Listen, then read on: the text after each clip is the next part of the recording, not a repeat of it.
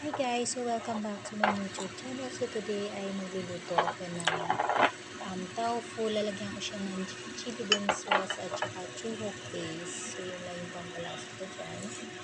So maliit lang yung lulutuin kong tofu. So yan, nagpapakulo ako ng tubig.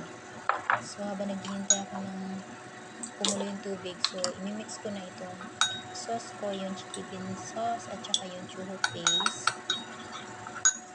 So, i-adjust nyo na lang yung dami kasi since konti lang na may luluto ako, kaya konti lang yung kailangan ko sa sauce na ito. Then, nilagyan ko siya ng sugar at saka konti lang na sesame oil. So, optional lang yun.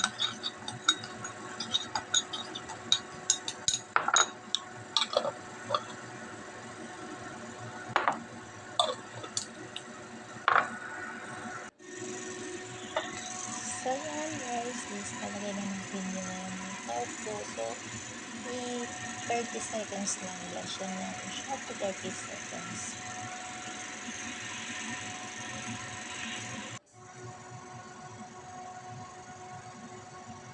So, after 30 seconds is kunin na natin yung tofu.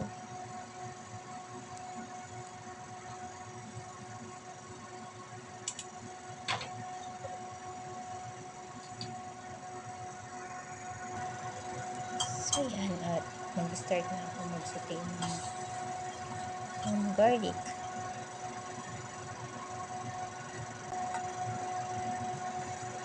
So, nagpainit muna ako ng oil. So, konting oil lang yung nilagay ko.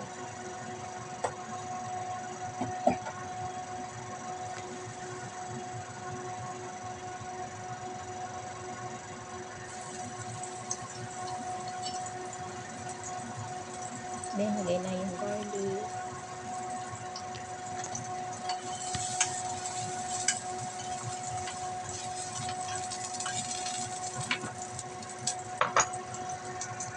And then, yung sauce.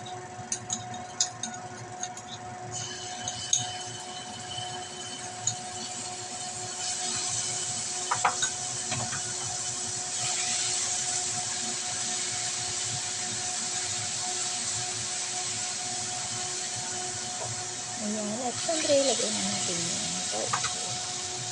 So, konting mix-mix lang yun.